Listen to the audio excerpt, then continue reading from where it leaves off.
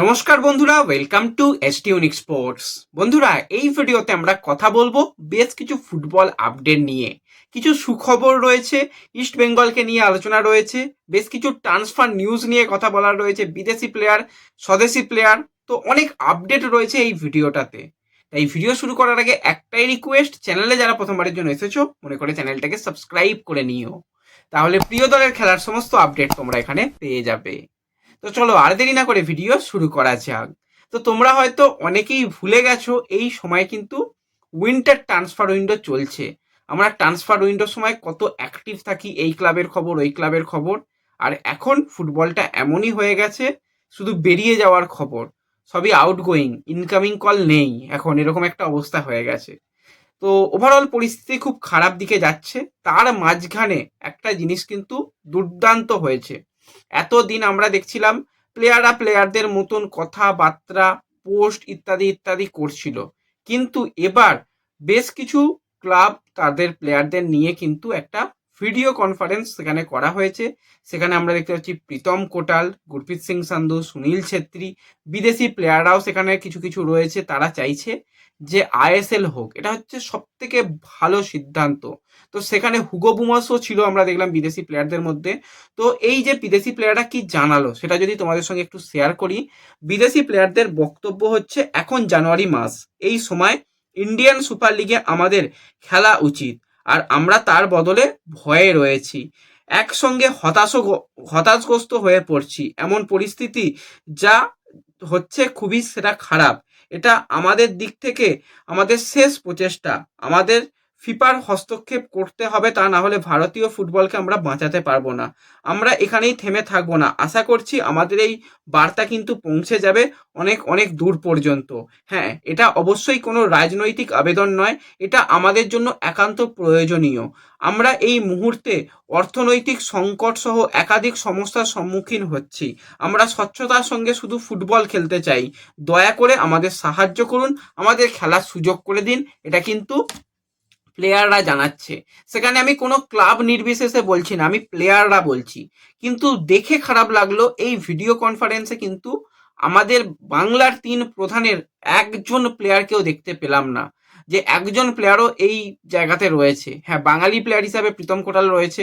আমি তো চেয়েছিলাম অন্তত সৌভিক চক্রবর্তী বা আরও মোহনবাগানের সুভাশিস বোস, এরা যদি একটুখানি এটা তুলে ধরতো ভালো লাগতো।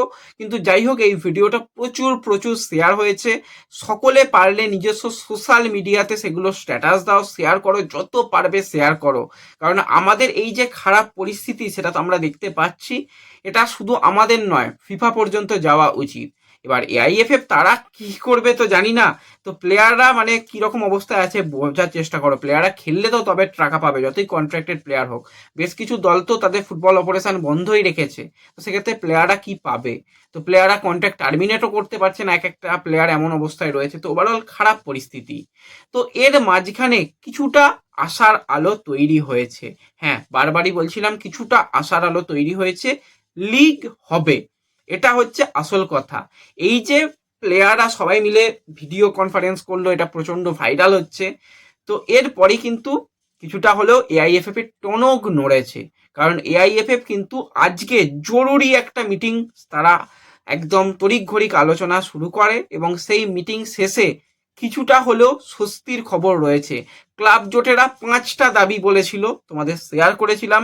তো ওইসব বাদ দাও, আসল মোদ্দা কথা হচ্ছে এবার থেকে এআইএফএফ তারা কিন্তু লিগ আয়োজন করবে, ক্লাবদের খেলতে হবে। যেটা ইস্ট বেঙ্গল এতদিন ধরে চেয়ে এসেছিল, যে এআইএফএফ আয়োজন করুক, আমরা খেলবো, আমরা আয়োজন করব না। তো সেটাই কিন্তু আজকে এআইএফএফ এর তরফ থেকে জানানো হয়েছে। তো এআইএফএফ এর তরফ থেকে যেটা জানানো হয়েছে সেটা তোমাদের সঙ্গে একটু শেয়ার করে নিই। অবিলম্বে কিন্তু স্বল্প মেয়াদি ফরম্যাটে চূড়ান্ত করতে হবে, এটা কিন্তু জানানো হয়েছে। ঐক্যবদ্ধ হলে কিন্তু এই যে মালিকানা, সেই মালিকানা পুরোপুরি থাকবে এআইএফএফ এর উপর। রেফারিং এবং সম্প্রচারণের খরচ বহন করবে ফেডারেশন। এছাড়া আইএসএল এ অংশগ্রহণ করতে গেলে প্রত্যেকটা ক্লাবকে 1 কোটি টাকা করে ফি দিতে হবে, এবং কেউ যদি এই সমস্ত শর্ত মেনে খেলে তো খুবই ভালো, এবং যারা খেলবে না তারা কিন্তু রেলিগেট হয়ে যাবে। সেটা কিন্তু স্পষ্ট বার্তা এবং এটা অফিসিয়াল আপডেট এসেছে। এআইএফএফ এর তরফ থেকে, এবং সেটা আমরা সোশ্যাল মিডিয়াতে দেখেছি, আমাদের সোশ্যাল মিডিয়া পেজেও আমরা সেটা শেয়ার করে দিয়েছি। তার মানে মোদ্দা কথা হলো, মানে কি হবে না হবে সেটা তো পরের কথা। দীর্ঘমেয়াদী 20 বছরের টেন্ডার ডাকা হবে, সেটা খুব তাড়াতাড়ি, খুব সম্ভবত 8 তারিখে কিন্তু নতুন টেন্ডার ডাকা হবে, সেটা 20 বছরের প্ল্যানিং। কিন্তু এই বছরে কি হবে, এই বছরে এআইএফএফ আয়োজন করবে, সেখানে সমস্ত খরচা কিন্তু এআইএফএফ তারা বহন করবে, ক্লাবগুলোকে শুধুমাত্র তাদের পার্টিসিপেট করার জন্য 1 কোটি টাকা করে দিতে হবে। আমি বলবো এটা খুব একটা খারাপ নয়। এবার ক্লাবরা চাইছে দীর্ঘমেয়াদী, আরে বাবা এবছর অন্তর তো খেলে নাও, দীর্ঘমেয়াদীর জন্যও কিন্তু এবার টনক নড়বে, এটুকু বলতে পারি। তো বলতে গেলে এটা একটা খুশির খবর এবং এটা একটা ভালো খবর যে অন্তত এআইএফএফ এর টনক নড়েছে। প্লেয়াররা এতদিন ধরে তারা নিজেদের মধ্যে কথাবার্তা বলছিল, এবার প্লেয়াররা জোট বেঁধেছে, ক্লাব জোট মিলে অন্তত লিগ হবে না, সেটা কেউই করতে দেবে না, কোনো দেশেই এটা হতে মানে এইরকম ভাবে হয় না। তো সেক্ষেত্রে যে সবটাই ক্লাবের হাতে, আর আমাদের এখানে কিছু সংবিধানের নিয়ম রয়েছে, সেগুলো মানতে গেলেও সেগুলো যদি না মানা হয় আবার ব্যান এসে যাবে। তো সেক্ষেত্রে এআইএফএফ তারাই পরিচালনা করবে এবং ক্লাবগুলোকে খেলতে হবে। এবং এটাও নিশ্চিত হয়েছে যে আগামী সপ্তাহে ফিক্সচার ঘোষণা হবে, সেটাও কিন্তু আজকে এআইএফএফ এর তরফ থেকে নিশ্চিত করা হয়েছে। আর দেরি নয়, আগামী সপ্তাহেতেই ফিক্সচার ঘোষণা হবে এবং সব কিছু ঠিকঠাক যদি থাকে, যারা খেলবে খেলুক, যারা খেলবে না, তাহলে কিন্তু যেটা ইন্ডিয়ান সুপার লিগ হচ্ছিল, এবার কি নাম হবে জানি না, সেই লিগ যেটা টপ টায়ার লিগ কিন্তু ফেব্রুয়ারি মাসেই শুরু হতে চলেছে। ফেব্রুয়ারি মাসের ফার্স্ট উইকেই কিন্তু লিগ শুরু হবে, একদম কার্যত এটা নিশ্চিত হয়ে গেছে। এটা বলতে গেলে বিরাট খুশির খবর, কারণ একদম বন্ধ হয়ে যাওয়ার থেকে কিছুটা হলেও চালু থাকুক, তা না হলে খুবই খারাপ অবস্থা। আর কিছু কিছু ক্লাব তারা তাদের ফুটবলারদের বেতন দিতে পারছিল না, স্যালারি সেই কাট করতে হচ্ছিল, ইত্যাদি ইত্যাদি হচ্ছিল। তোমাদের জানিয়েছিলাম যে কেরালা ব্লাস্টার্স শুধুমাত্র যে তাদের 2 বিদেশিকে ছেড়েছে সেরকমটা নয়, কেরালা ব্লাস্টার্স কিন্তু নোয়া সাদোইকেও ছাড়তে চলেছে। হ্যাঁ, শেষ পর্যন্ত আজকে অফিসিয়াল আপডেট এসে গেল কেরালা ব্লাস্টার্সের তরফ থেকে। তো এই মরক্কোর অ্যাটাকারকে কিন্তু এবার তারা ছেড়ে দিল, তাকে কিন্তু থ্যাংক ইউ পোস্ট দিয়েছে, তাকেও কিন্তু লোন ডিলে ছাড়া হয়েছে, সেও ইন্দোনেশিয়া। এখন আমাদের আইএসএল এর প্লেয়াররা ভাই একটাই জায়গা দেখে নিয়েছে, ইন্দোনেশিয়ায় খেলা হচ্ছে, চলো ইন্দোনেশিয়ায় চলে যাই। এবং একটা জিনিস জানলে অবাক হবে যে এই যে নোয়া সাদুই, সে কিন্তু গোয়াতে যখন প্রথমবার এসেছিল, সেই জায়গাতে গোয়ার যিনি কোচ ছিলেন কার্লোস পেনা, গোয়ার প্লেয়ারও ছিলেন কার্লোস পেনা, তার আন্ডারে নোয়া সাদুই প্রথম আসে। এবার নোয়া সাদুই যে ইন্দোনেশিয়ার ক্লাবে যেতে চলেছে, সেখানে কিন্তু কার্লোস পেনা রয়েছে। তো একটা রিইউনিয়ন হতে চলেছে, এটা কিন্তু একদম অফিসিয়াল আপডেট আসছে।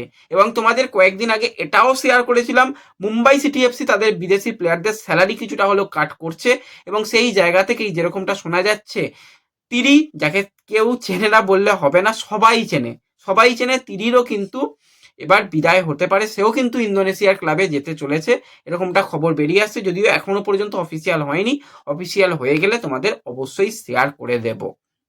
এছাড়া বেশ কিছু সূত্র মারফত এরকমটাও খবর বেরিয়ে আসছে, যদি এই সপ্তাহ মানে 10 তারিখের মধ্যে যদি আইএসএল এর নিশ্চয়তা না আসে, তাহলে ইস্ট বেঙ্গল এবং নর্থ ইস্ট ইউনাইটেড এফসি থেকে বেশ কিছু বিদেশি প্লেয়ার তারাও কিন্তু লোন ডিলে বেরিয়ে যেতে চলেছে, তারাও কিন্তু বিদেশে খেলতে যেতে ইন্টারেস্ট শো করেছে। আর যদি এরকম যেটা আজকে হয়েছে, তো সেক্ষেত্রে হয়তো ইস্টবেঙ্গল থেকে কোনো প্লেয়ার নাও যেতে পারে। আর আজকে অস্কার ব্রুজন অলরেডি কলকাতায় এসে গেছে, 5 তারিখ থেকে ইস্টবেঙ্গল অনুশীলন শুরু করছে এবং মোহনবাগান সুপার জায়েন্ট আজ থেকেই অনুশীলন শুরু করে দিল। সেখানে বিদেশি প্লেয়ার, স্বদেশি প্লেয়ার সবাইকে নিয়ে কিন্তু সেই জায়গায় লোবেরা তার অনুশীলন শুরু করে দিল। তো অনুশীলন চালু রাখাটা সব থেকে গুরুত্বপূর্ণ ব্যাপার। আশা করছি ভালো অনুশীলন দুটো দলই করবে এবং বাদবাকি দলেদেরও উচিত যা হোক করে অন্তত এবারে লিগটা হোক, প্লেয়াররা মাঠে ফিরুক, ফুটবলটা হোক, আর ওই ভেনু যা হবে সেটা পরের কথা। ব্যাস, এই ভিডিওতে এটুকুই আপডেট শেয়ার করলাম, জানি একটু বড় হয়ে গেল, পুরো ভিডিওটা পারলে দেখো, ভিডিও ভালো লাগলে লাইক শেয়ার করে দিও, চ্যানেলে প্রথমবারের জন্য এলে সাবস্ক্রাইব করে নিও। দেখা হবে পরবর্তী ভিডিওতে, ধন্যবাদ।